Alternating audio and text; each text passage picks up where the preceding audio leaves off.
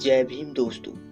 मैं सबसे पहले यह बता दूं कि दुनिया में किसी भी समाज, व्यवस्था और धर्म का निर्माण किसी भी ईश्वर, अल्लाह या गॉड ने नहीं किया है। इससे साफ जाहिर होता है कि जाति को भी ईश्वर ने नहीं बनाया। दुनिया की सभी व्यवस्थाओं को मनुष्य ने बनाया है, यानी जाति की व्यवस्था को भी मनुष्य ने ही बनाया है। भारत में जाति की उत्पत्ति आर्यों के आगमन के बाद हुई। प्रत्येक कार्य और व्यवस्था के पीछे एक कारण और संबंध होता है। ऐसा ही संबंध जाति और उसकी व्यवस्था के पीछे। जाति व्यवस्था को आर्यों ने बनाया। यहाँ एक सवाल यह उठता है कि आर्यों ने जाति व्यवस्था बनाई क्यों और आर्य हैं कौन? यह सभी जानते हैं कि आर्य मध्य एशिया से भारत में आए। आर्यों का मुख्य काम युद्ध और लूटपाट करना था। आर्य बहुत ही हिंसक प्रवृत्ति के थे और युद्ध में बहुत माहिर थे। युद्ध का सारा साजो सामान हमेशा साथ रखते थे। अपने लूटपाट के क्रम में ही आर्य भारत आए। उस समय भारत सामाजिक, आर्थिक और सांस्कृतिक रूप से बहुत समृद्ध था। इस समृद्धि का कारण भारतीय मूल निवासियों की मेहनत और उत्पादन क्षमता के बल पर ही सिंधु घाटी सभ्यता जैसी महान सभ्यता विकसित की थी। कृषि कार्य के साथ साथ अन्य व्यवसायिक काम भी भारत के मूल निवासी करते थे। आर्यों ने भारत आगमन के साथ ही यहाँ के निवासियों को लूटा और इसके साथ मारकाट की। आर्यों ने उनके घर द्वार, व्यापारिक प्रतिष्ठान, गांव और शहर सब जला दिया। यहाँ के निवासियों के धार्मिक, सांस्कृतिक प्रतीकों को तोड़कर उनके स्थान पर अपने धार्मिक, सांस्कृतिक प्रतीक स्थापित कर दिया। भारतीय मूल निवासियों के उत्पादन के सभी साधनों पर अपना कब्जा जमा लिया।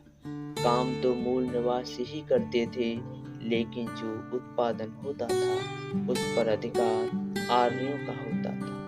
धीरे धीरे आर्यों का कब्जा यहाँ के समाज पर बढ़ता गया। इसके परिणाम स्वरूप आर्यों और मूल निवासियों के कई भयंकर युद्ध हुए। मूल निवासियों के इस तरह के बार बार संगठित विद्रोह से आर्य परेशान हो गए। इसके बाद आर्य इससे निजात पाने के लिए दूसरा उपाय ढूंढने लगे। इसके लिए आर्यों ने रणनीति के तहत मनगढ़ंत धर्म, वेद, शास्त्र और पुराणों की रचना की। इन शास्त्रों में आर्यों ने यहाँ के मूल निवासियों को अछूत, शूद्र, चमार, राक्षस, अमंगल और उनके दर्शन तक को अशुभ बता दिया। आर्यों के क्रूर दमन से परास्त होने के बाद कुछ मूल निवासी जंगलों में भाग गए। उन्होंने अपनी सभ्यता और संस्कृति को गुफाओं और कंदराओं में बचाए रखा।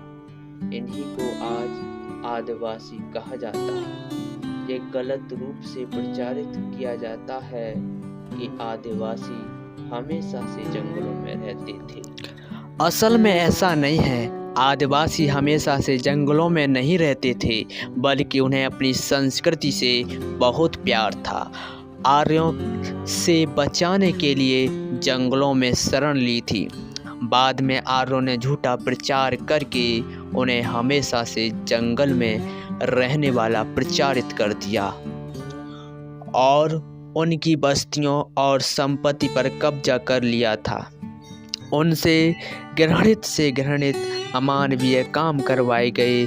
मरे हुए जानवरों को रस्सी से बांधकर और उन्हें खींचकर बस्ती से बाहर ले जाना, फिर उनकी खाल निकालना, आर्यों के घरों का मल मूत्र साफ करना तथा उसे हाथ से टोकरी में भरकर सिर पर रखकर बाहर फेंकना आदि काम मूल निवासियों से आर्य करवाते थे। इसके खिलाफ मूल निवासी संगठित होकर विद्रोह करने लगे। आर्यों की लूटपाट एवं मारकाट से सभी बिखर गए थे। धर्मशास्त्रों में आर्यों का सबसे पहला वेद ऋग्वेद है, जिसके पुरुष सूक्त में वर्ण व्यवस्था का उल्लेख है। आर्यों ने वर्ण व्यवस्था को 4 भागों में बांटा: ब्राह्मण, क्षत्रिय, वैश्य और शूद्र। आर्यों ने पुरुष सूक्त में कहा है कि वर्णों की उत्पत्ति ब्रह्मा के शरीर से हुई। इसमें कहा गया कि ब्रह्मा के मुख से ब्राह्मणों की और भुजाओं से क्षत्रियों की, पेट से वैश्यों की, पैर से शूद्रों की उत्पत्ति हुई। इस व्यवस्था में सबके काम बांटे गए। आर्यों ने बड़ी होशियारी से अपने लिए वो काम निर्धारित किए जिनसे वो समाज में प्रत्येक स्तर पर सबसे ऊंचाई पर बने रहें और उन्हें कोई काम ना करना पड़े। आर्यों ने इस वर्ण व्यवस्था में लिखा है कि ब्राह्मण का जन्म ब्रह्मा के मुख से हुआ है, इसलिए ब्राह्मण का काम ज्ञान हासिल करना और उपदेश देना है। मतलब पढ़ना और पढ़ना सिर्फ ब्राह्मणों का काम है। क्षत्रिय का जन्म ब्रह्मा की भुजा से हुआ है, इसलिए क्षत्रिय का काम रक्षा करना और युद्ध लड़ना और लड़ाना था। वैश्य का जन्म ब्रह्मा के पेट से हुआ, इसलिए वैश्य का काम व्यवसाय और व्यापार करना था।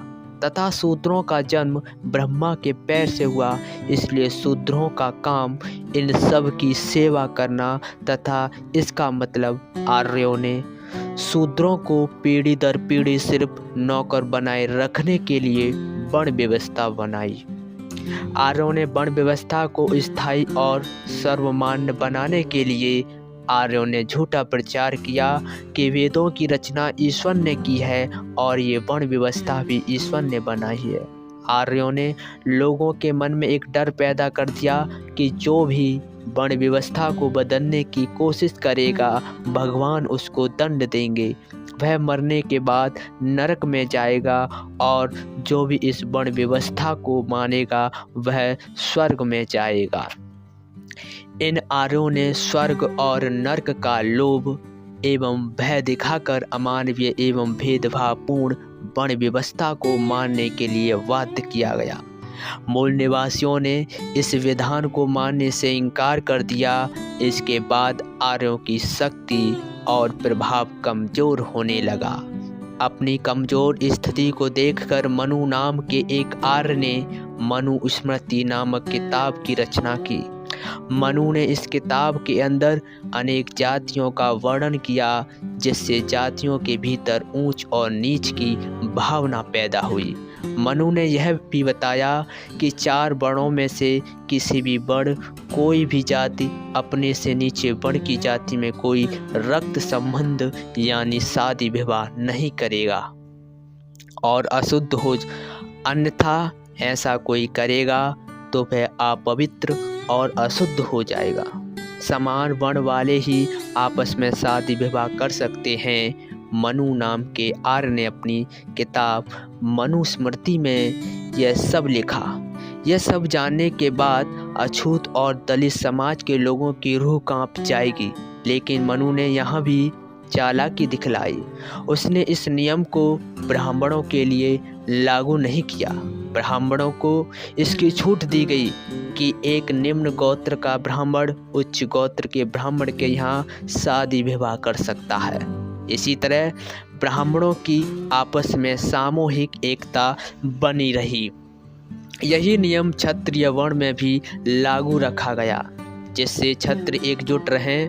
वैश्य वर्ण में यह नियम लागू नहीं किया, जिसका परिणाम यह हुआ कि ये आपस में एकजुट नहीं हो सकें और ऊंच नीच की भावना के कारण बिखरते रहें।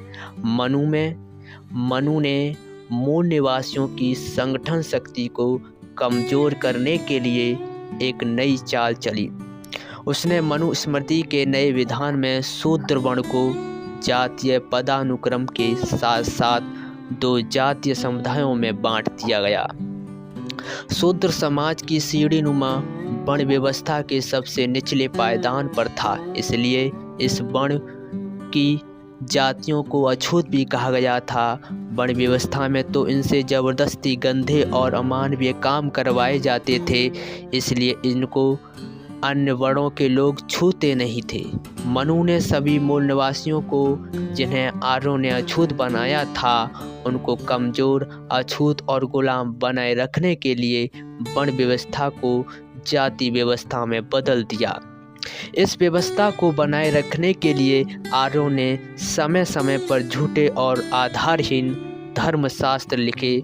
आर्य भारत में मुगलों के आने के बाद अपने आप को हिंदू कहने लगे थे।